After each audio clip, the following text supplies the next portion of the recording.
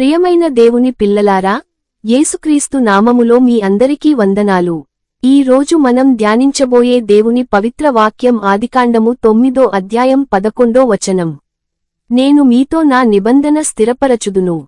ఈ వాక్యం చాలా శక్తివంతమైనది. ఇది కేవలం ఒక మాట కాదు, ఇది దేవుని వాగ్దానం. ఇది మన జీవితానికి ఆశను ఇచ్చే వాక్యం. ఇది దేవుని ప్రేమను తెలియజేసే వాక్యం. నోవహు కాలంలో భూమి అంతా పాపంతో నిండిపోయింది. మనుషులు దేవుని మార్గాన్ని విడిచిపోయారు. చెడు పెరిగిపోయింది. అప్పుడు దేవుడు జలప్రలయాన్ని పంపించాడు. కాని నోవహు దేవుని దృష్టిలో నీతిమంతుడు. దేవుడు నోవహును కాపాడాడు. అతని కుటుంబాన్ని రక్షించాడు. ఓడ ద్వారా వారిని సురక్షితంగా ఉంచాడు. జలప్రలయం ముగిసిన తరువాత దేవుడు నోవహుతో ఒక నిబంధన చేశాడు. అదే ఈ వాక్యం, నేను మీతో నా నిబంధన స్థిరపరచుదును. అంటే ఇకపై ఇలాంటి జలప్రలయం ద్వారా సమస్త భూమిని నాశనం చేయను అని దేవుడు చెప్పాడు.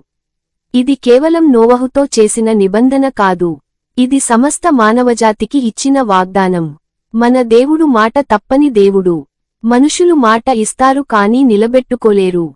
పరిస్థితులు మారిపోతాయి, మనసులు మారిపోతాయి, కానీ దేవుడు మారడు. ఆయన నిన్న, నేడు, నిరంతరం ఒకేలా ఉంటాడు. నీవు ఈ రోజు బాధలో ఉండవచ్చు. నీవు ఒంటరిగా అనిపించుకోవచ్చు. నీ జీవితంలో కన్నీళ్లు ఉండవచ్చు. ప్రార్థనలు సమాధానం లేకుండా ఉన్నట్లు అనిపించవచ్చు. కానీ గుర్తుంచుకో, దేవుడు నీతో చేసిన నిబంధనను మరచిపోడు. ఆయన ప్రేమ నిన్ను విడిచిపోదు. ఆయన కృప నిన్ను వదలదు. ఆయన రక్షణ నీ మీద నుండే ఉంటుంది. ఇంద్రధనస్సు దేవుని నిబంధనకు గుర్తు. ఆకాశంలో ఇంద్రధనస్సు కనిపించినప్పుడు దేవుడు తన వాగ్దానాన్ని గుర్తు చేసుకున్నట్లు మనం చదువుతాము. అది మనకు కూడా ఒక గుర్తు. దేవుడు నమ్మదగినవాడు. ఆయన విశ్వసనీయుడు. ఆయన మాట నిలిచేది. కొన్నిసార్లు మనం దేవుణ్ణి ప్రశ్నిస్తాము, ప్రభువా, నేను ఎందుకు ఈ బాధలో ఉన్నాను? ఎందుకు నా ప్రార్థన ఆలస్యం అవుతోంది? ఎందుకు నా కుటుంబంలో సమస్యలు తగ్గడం లేదు? అలాంటి సమయాల్లో ఈ వాక్యం మనకు ధైర్యం ఇస్తుంది. నేను మీతో నా నిబంధన స్థిరపరచుదును. అంటే, నేను నిన్ను విడిచిపెట్టను. నేను నిన్ను మరచిపోను. నేను నీకు తోడుగా ఉంటాను. దేవుని నిబంధన అనేది శాశ్వతమైనది. ప్రపంచం మారుతుంది. మనుషులు మారిపోతారు. సంబంధాలు మారిపోతాయి. కానీ దేవుని ప్రేమ మారదు. యేసుక్రీస్తు ద్వారా దేవుడు మనతో కొత్త నిబంధన చేశాడు. ఆ నిబంధన రక్తంతో స్థిరపరచబడింది. శిలువపై యేసు తన ప్రాణాన్ని ఇచ్చి మన పాపాలకు విమోచన తెచ్చాడు.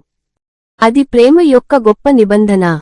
అది క్షమ యొక్క నిబంధన. అది రక్షణ యొక్క నిబంధన. అది నిత్యజీవం యొక్క నిబంధన. నీవు యేసునందు విశ్వాసం ఉంచినప్పుడు ఆ నిబంధన నీ జీవితంలో పనిచేస్తుంది. నీ గతం ఎంత చీకటిగా ఉన్నా, నీ తప్పులు ఎంత పెద్దవైనా, నీ బలహీనతలు ఎంత ఎక్కువైనా, దేవుని కృప వాటన్నింటికంటే గొప్పది. ఈ రోజు దేవుడు నీతో చెబుతున్నాడు, భయపడకు, నేను నీతో ఉన్నాను. నిరాశపడకు, నేను నిన్ను కాపాడుతాను. వెనక్కి చూడకు, నేను నీకు కొత్త మార్గం తెరవబోతున్నాను. మన పని ఏమిటి? దేవుని నమ్మడం, ఆయన వాగ్దానాన్ని పట్టుకోవడం, ప్రార్థనలో నిలబడడం, విశ్వాసాన్ని కోల్పోకపోవడం. నోవహు దేవుని మాట విని ఓడ కట్టాడు. ప్రజలు నవ్వి ఉండవచ్చు, అవమానించి ఉండవచ్చు, కాని అతడు విధేయత చూపించాడు. అందుకే రక్షింపబడ్డాడు. నీవు కూడా దేవుని స్వరాన్ని వినాలి. ఆయన చెప్పిన మార్గంలో నడవాలి. ఆయన సమయాన్ని నమ్మాలి. ఆయన నిబంధనను గౌరవించాలి. అప్పుడు ఆశీర్వాదం నీ జీవితంలో ప్రవహిస్తుంది. ఈ రోజు నీ ఇంటికి శాంతి కావాలా?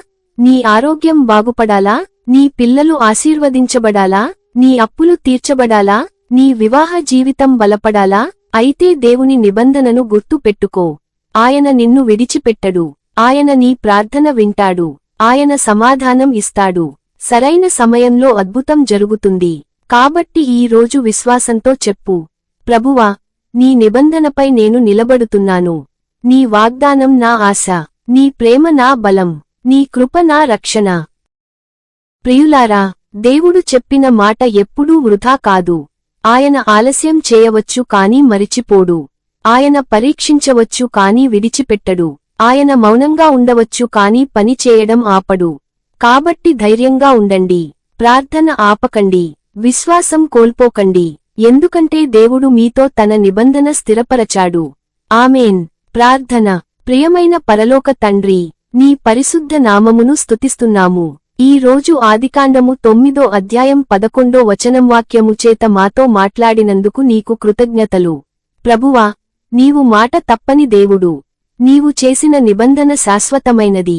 మా జీవితాల్లో ఎన్నో సమస్యలు ఉన్నా నీవు మమ్మల్ని విడిచిపెట్టవని మేము నమ్ముతున్నాము. ప్రభువా, బాధలో ఉన్నవారిని ఆదరించు. అనారోగ్యంతో ఉన్నవారికి స్వస్థతను దయచేయి. అప్పులలో ఉన్నవారికి మార్గం చూపించు. కుటుంబ సమస్యలతో బాధపడుతున్న వారికి శాంతి ఇవ్వు. మా ఇళ్లలో నీ సమాధానం నింపుము. మా పిల్లలను ఆశీర్వదించుము. మా వివాహ జీవితాలను బలపరచుము. మా విశ్వాసాన్ని దృఢపరచుము. ప్రభువా, నీ నిబంధనను మేము నమ్ముతున్నాము. నీ వాగ్దానాన్ని పట్టుకుంటున్నాము. మమ్మల్ని కాపాడుము, నడిపించుము, ఆశీర్వదించుము. యేసుక్రీస్తు మహిమగల నామములో ప్రార్థించుచున్నాము. ఆమేన్. ఈ వీడియో మీకు ఆశీర్వాదంగా ఉంటే లైక్ చేయండి, షేర్ చేయండి. మరిన్ని దేవుని వాక్యాల కోసం సబ్స్క్రైబ్ చేయండి. దేవుడు మిమ్మల్ని ఆశీర్వదించుగాక.